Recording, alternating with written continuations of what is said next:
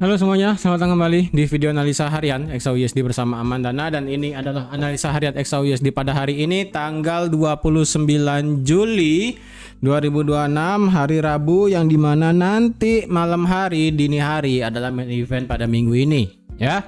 Nanti dini hari kita akan mendapatkan yang namanya data FOMC. Jadi seperti biasa, jika kalian semua suka dengan videonya, jangan lupa like dulu videonya, subscribe bagi belum subscribe, hidupkan lonceng, dan di share ke yang lain ya. Oke. Secara teknikal perjalanan XAU di sini selama lebih dari 4 kali 3 12 ya, 12 jam ke belakang semenjak market itu kena 4020, dia nggak kemana-mana. Dan udah sih, ini saya juga bingung nih mau bilangnya bagaimana nih ya. Dia ketahan di 4020 ya kan, naik ke atas sampai 4045 ya, hampir ke 4050, drop lagi ke bawah. Ini bikin kacau sih sebenarnya ya. Dan kalau dibilang berarti kemungkinannya ini bakal sideways terus sampai FOMC, atau mungkin FOMC bakal menjadi sangat luar biasa bias, atau terbalik, atau bagaimana, nanti kita lihatlah bersama ya. Untuk hari ini sebelum FOMC, berdasarkan data sih sebenarnya nggak ada ya, nggak ada yang nanti malam itu, nggak ada apa namanya, sebelum FOMC nggak ada apa-apa. Dan dari segi berita sendiri di sini bahwa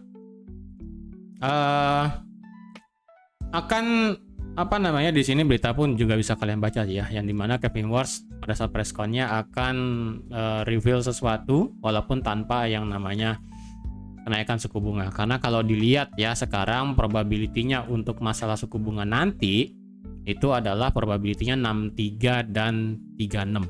Memang untuk hold ini adalah masih 63,5%. Cuman untuk yang namanya ada kenaikan suku bunga ke 3,75 ke 4% itu sih ada ya, itu ada. Dan kalau dilihat itu memang lumayan 36% ya. Jadi ibaratnya ini ya, let's say paling mendekati ini adalah 6:4 ya, lagi 60-40 lah bahasanya.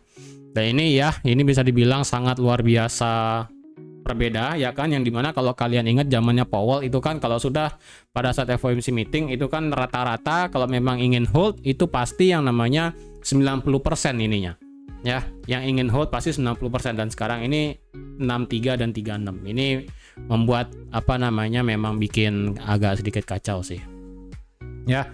Jadi FOMC nanti malam ini akan memberikan dampak yang signifikan. Apakah marketnya akan luar biasa back to extreme bearish di bawah 4000, atau bagaimana, nanti kita akan lihat bersama ya. Dan jujur saya tidak ada open posisi baru, walaupun ini marketnya drop sampai 4021, naik sampai 4040. Saya tidak ada ambil posisi sell baru, jujur saya tidak ada ambil posisi sell baru. Posisi sell saya itu hanya 2 doang di sini ya. Dan ini kalau demikian berarti marketnya kemungkinan tidak akan ada kesini dong berarti ya. Kalau kayak begini sih kemungkinannya sih berat sih, kalau kemungkinannya dia bisa balik lagi ke sini. Cuman kalau memang dia bisa nyampe sini ya, ini bagus sih, itu bagus ya. Tapi sekali lagi itu hanyalah harapan, kita tidak tahu nanti pada saat FOMC bakal seperti apa ya. Kita breakdown dari segi daily. Daily seperti biasa ini ya, masih dalam kondisi triangle yang seperti biasa. Dan kemarin kita mendapatkan yang namanya bearish engulfing lagi ya, bearish engulfing lagi. Dan kalau dibilang berarti marketnya akan kembali lagi back to bearish extreme ke bawah. Sebenarnya ini masih harus menunggu FOMC. Apakah FOMC justru akan memberikan kekacauan yang dimana berarti marketnya justru tidak ada yang namanya tiba-tiba muter gitu kan. Karena kalau dibilang sekarang kan ini full moon juga, bulan purnama juga. Jadi nggak tahu apakah ini akan menjadi bottom, reject, kemudian terbang ya. Dan ini berarti menginisiasi marketnya masih dalam kondisi range yang nggak ngotak. Kalau sampai itu terjadi, wah asli sakit sih. Even pakai FOMC pun market goldnya tidak selamat. Dalam artian tidak selamat adalah sideways-nya panjang sekali ya, stuck dalam bentuk triangle dan sebagainya. Di sini akan sangat luar biasa gila ya, akan sangat luar biasa gila di situ. Bahkan yang saya pribadi akan bisa potensi seperti tanggal Mei kemarin ya kan, Mei akhir, yang saya perkirakan ini bakatnya bakal ya intinya kayak Mei terakhir lah ya kan. Dia ketika di sini ada apa namanya, bullish divergent ya kan, di sini bullish divergent naik gitu kan, bullish divergent naik, turun sideways panjang, baru dia drop. Ini kan nggak, dia turun habis itu justru naik, turun lagi. Dan kalau ini naik turun begitu terus sampai jauh sekali, wah itu kacau juga sih ya. Tapi ingat, dari segi daily kita mendapatkan batasan adalah untuk internal structure supaya dia ini adalah bearish, market perlu ada break di bawah 3959 secara daily. Maka itu akan menginisiasi yang namanya change of character internal, dan kalau dia sampai di bawah 3941, eksternalnya pun akan kembali menjadi bearish, atau enggak ini adalah breakout structure ya. Indikator mengatakan stokastiknya sudah nge-cross di bawah 50 ya, tapi walaupun sekali lagi ini sudah cross di bawah 50, tetap FOMC nggak ada yang tahu, tiba-tiba ini ya holdnya memang 3,5 dan 3,75. Tapi kalau tiba-tiba Kevin Walsh mengatakan bahwa inflasi ini sudah mulai oke, dan kemungkinan, dan intinya memberikan guidance yang dimana pertemuan berikutnya adalah pemotong suku bunga, ini muternya gila sih ya. Walaupun sekali lagi saya sih lebih pro terhadap nanti malam adalah tetap tahan suku bunga dan nadanya adalah tetap hawkish. Cuman sekali lagi itu kan hanya dari segi pengamat dan ya bias daripada kondisi geopolitik dan ekonomi dan sebagainya ya. Cuman sekali lagi kita tahu ya kan, ini set off sedikit yang dimana kita tahu juga gubernur BI kita itu kan ya mengundurkan diri ya kan. Tapi kalau apakah itu akan menjadi sentimen juga ya, kita nggak tahu ya kan. Apakah Kevin Walsh punya pemikiran sendiri gitu ya? Well, apapun ya, apapun. Kalau seandainya hari ini kita mendapatkan break aja nih di bawah 3950 atau enggak di bawah 3959, lewat aja, jebol aja, ekor doang sih nggak masalah. Ini bakal konfirmasi lagi yang kedua, marketnya kan luar biasa bearish. Walaupun sih saya pengen itu literally ya drop di bawah 4000 body candle close, udah enak banget ya. Kalau enak itu seperti pada saat FOMC kemarin itu di tanggal 17 Juni ya, dia retest 4375 beneran ditutup bearish jauh sekali ya. Oke, dari segi daily seperti itu. Kita ke H4 ya udah sih ya, ini H4 juga masih ketahan di RBS 4020 4021, dan ini juga masih bermain-main di dalamnya. Dan kalau lewat dari 4020 berarti dia akan ada kesempatan turun sampai 3993. Yes, ini secara H4 sih ya. Memang kalau dilihat juga ini kan range-nya agak jauh ya. Lumayan nih ya kan, 200 pips sendiri. Jadi kalau ada yang ingin lanjut cari sell ya, ini tinggal tunggu H4 di bawah 4020 sih. Kemudian nanti dia retest, konfirmasi, bisa untuk cari sell lagi ya. Dan di sini berarti marketnya sudah respect juga ya ternyata di sini, yang dimana 4043 sampai 4038 itu beneran dites banget ya, dites, kemudian marketnya langsung drop ke bawah lagi. Walaupun di sini marketnya juga belum retest sampai 4067 sih. Sebenarnya ya dari segi time frame H4 itu sekarang kita sudah mendapatkan yang namanya major structure. Major structure bearishnya sekarang adalah seperti ini. Ini adalah low, ini adalah high, ini sebenarnya adalah lower low. Ya. Jadi kalau kita pakai ya menggunakan daily lagi, menggunakan H4 major swing, berarti ditarik dari sini sampai sini, maka kita akan mendapatkan 3993 sebagai 1272 dan 1618 itu adalah mepet dengan change of character daily-nya di sini. Ya. Jadi berarti kemungkinan marketnya bisa turun lanjut sampai 3993 itu masih ada peluangnya ya, tinggal tunggu aja sih. Ini market tutup di bawah 4020 itu santai, enak banget sih ya, tinggal tunggu aja, sabar aja ya. Dan dari segi internalnya mungkin agak maksa sih sebenarnya ya. Sebenarnya dari segi time frame H4 ini masih tegak lurus turun loh. Dia ini belum ada ngebuat yang namanya signifikan koreksi naik ya. Dari segi H4 ini belum ada yang namanya koreksi naik. Makanya tadi saya bilang untuk secara major structure-nya itu adalah ganti dulu, adalah dia ngebuat low, lower high, dan sudah lower low. Sudah begini ya. Jadi H4 sudah begini bentukannya. Cuman dari segi daily itu dia masih yang namanya begini. Set. Nah, masih begini yang daily ya. Nah, daily masih begini dan daily-nya pun masih bergerak turun. Jadi daily kalau dia di bawah 3960 itu baru daily-nya akan bisa berubah dari yang begini menjadi begini. Nah, ini akan menjadi change of karakternya. Ini berarti adjustment. Nah, ini ya udah akan kembali lagi bearish ya. Jadi H4 ini cara kita sudah mendapatkan swingnya besar ya kan, dari sini ke sini ke sini. Jadi kalau ada pun kenaikan selama dia tidak melewati 4116 itu akan masih dianggap sebagai bearish ya. Jadi misalnya nih FOMC naik jebret terus tinggi 4070 4080, selama dia nggak ngebreak 4116 ini akan masih dianggap sebagai bearish. Naik ke atas itu hanya sebatas retracement ya. Karena menurut saya di sini marketnya itu adalah ngebuat drop, base, bisa drop lagi nih ke bawah ya. Tidak ada beneran yang namanya itu dia koreksi naik ke atas, retracement turun lagi, nggak ada kayak gitu. Oke. Tapi intinya sih ya ternyata market itu kemarin malam respect terhadap fair value gap H4 satu-satunya yang tercipta di sini. Saya nunggu agak ke atas ya kan, sekali lagi kayak kemarin nunggu kisaran 4060 67 retest tak gitu turun enak banget. Ya udah, ternyata marketnya lebih prefer retest 4055 mentok paling tinggi ya kan, dan kemudian turun jauh sekali. Jadi kalau ada yang ngambil sell di kisaran 4050, sekali lagi ya, ini kan di sesi live kemarin 4050 itu bukannya nggak bisa sell, itu nge-sell nanggung.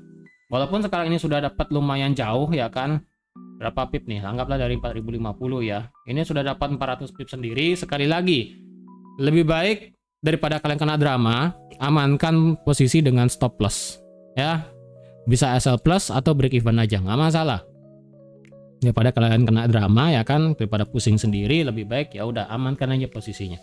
Oke, dari segi H4 berarti kita sudah mendapatkan yang namanya major break of structure di sini ya. Berarti otomatis H4-nya ini adalah bearish kencang sekali ke bawah. Ya udah sih ya. Ya ini tinggal tunggu aja sih, masih sama kayak plannya kemarin yang dimana tinggal tunggu ke atas koreksi reject sampai sini. Di sini 1272 ya, sesuai Fibo yang tadi di sini ditarik. Oke, dari sini sampai sini 1272 di 3996 3993 juga lah. Make sense untuk masuk sampai ke support H4 berikutnya.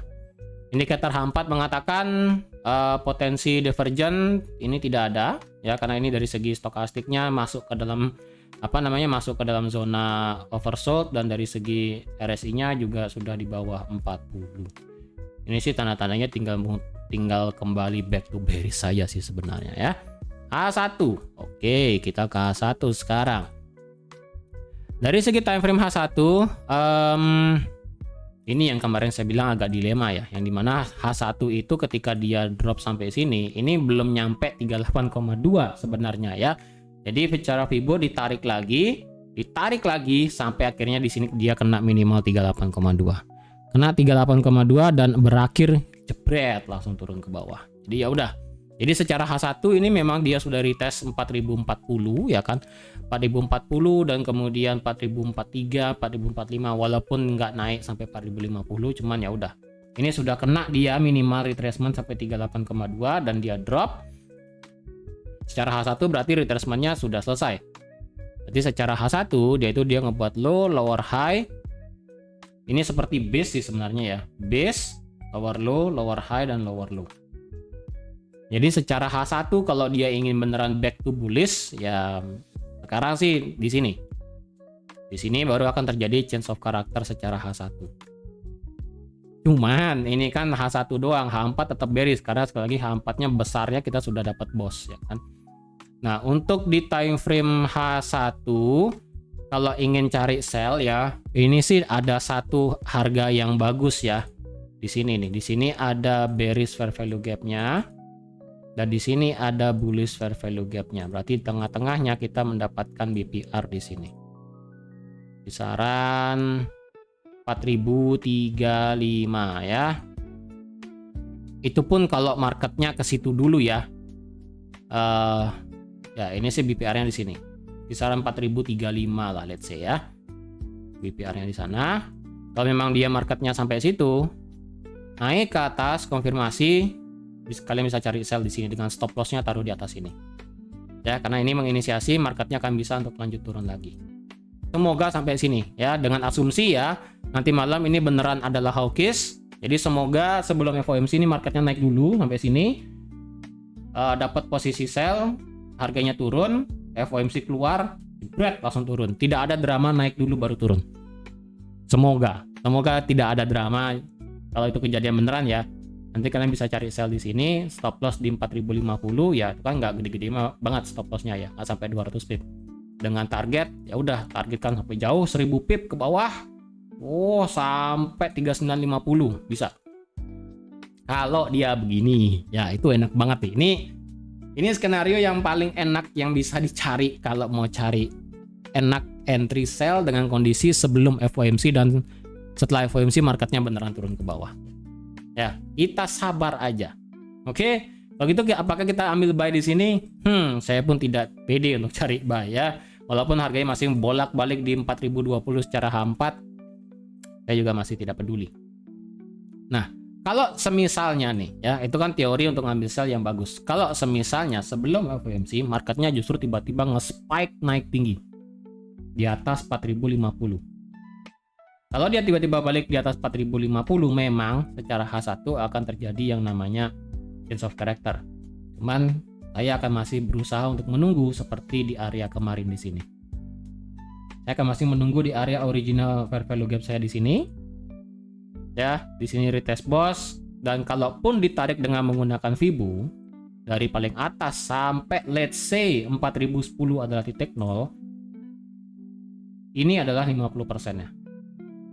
Dan di sini 4078 adalah 61,8. Saya akan masih untuk niat untuk cari sell karena sekali lagi kalau memang marketnya dengan asumsi nanti malam adalah hawkish hold. Ya. Itu sih. Pandangan saya paling enak sih begitu ya. Jadi ya semoga kejadian. Cuman paling enak sih ya, paling enak itu di sini. Saya nggak bohong. Paling enak itu di sini. Tapi ini resiko dalam artian kalian entry sebelum FOMC. Ya. Jadi kalau di sini marketnya sekali lagi kalau ada yang entry di sini, kalian kena stop loss di atas 4050, udah stop dulu. Tapi kalau kalian ingin ngide untuk cari sell yang kedua, ya mungkin kisaran di sini atau mungkin di sini. Udah, itu aja sih. Tapi dirasa kalau sudah kena stop loss, kalian lebih baik menunggu FOMC, kalian begadangin itu FOMC sebelum dia hamin 1 menit ya kan, jam ini kan FOMC-nya nanti itu jam 2 dini hari ya. Jam 2 dini hari waktu Indonesia Tengah, waktu Bali. Berarti di waktu Indonesia Barat, di Jawa itu adalah jam 1. Ya. Hamin 1 menit, hamin 2 menit, ya kalian terserah. Kalian mau pakai 2 akun kayak ngejudi ya, yang dimana 1 akun buy, 1 akun sell. Udah, kalian mau gila-gilaan full margin, ya benar saya nggak sarankan. Cuman kalau kalian ingin teorinya kayak pengen berjudi, kayak begitulah ya cara berjudinya. Oke, kalau ada yang pengen seperti itu. Cuman sekali lagi kalau jangan ya, kalau bisa ya jangan dipaksain. Ini kemungkinan marketnya akan sangat luar biasa reaktif soalnya sebelum FOMC. Oke? Kalau dia pengen nyoba seperti itu, resiko ditanggung masing-masing. Kalau saya pribadi sih, saya lebih baik tunggu FOMC sih. Atau mungkin ada yang suka pakai stop order ya, yang dimana sell stop dan juga buy stop ya kan, pasang jaring straddle gitu kan, bawah pasang atas pasang gitu ya, terserah juga, terserah kalian boleh mau yang mana ya, boleh juga kalian ini kalau mau seperti itu juga nggak masalah, karena siapa tahu ya kan, berdasarkan historical kemarin FOMC-nya itu turun 1000 pip loh ya, sekat 1 news itu 1000 pip. Jadi bayangin total dari sini, dari FOMC keluar ini kan jam 2 tuh ya, drop 1600 pip, hanya 2 jam doang. Ya udah, kalian begadangin, kalian mungkin tidurnya duluan, kemudian jam 1 pagi atau nggak jam 12 tuh kalian bangun ya, atau nggak jam, ya intinya jam 12 malam lah ya, jam 12 kalian bangun, itu kalian begadangin lagi 3 jam aja, 3 atau nggak 2 jam dah, itu kalian balik lagi tidur. Cepat kilat itu ya. Jadi kalau ada yang mau seperti itu, siapa tahu ya kan, ini balik lagi kayak gini 1600 pip sendiri, bisa. Tapi kalau misalnya memang itu adalah hawkish hold, kalau tiba-tiba marketnya bilang, well, potong suku bunga, inflasi sudah oke, jebret putar balik sih. Ya, nantilah ya. Mungkin yang di Discord kalau bisa saya juga pengen begadang sih. Ya, mungkin akan ada begadang untuk di Discord. Mungkin ya nanti kita lihat aja lah. Kalau nanti malam tetap akan ada live di Discord ya kan. Nanti malam live di Discord untuk melihat dulu di sesi New York bakal seperti apa. Karena untuk sekarang ini sesi Asia pergerakannya ranging ya. Ini H1 kalau dilihat memang tidak begitu ketara. Dan kalau dari segi 15 menit kita masih dalam kondisi yang ranging sebenarnya. Masih rada-rada dilema.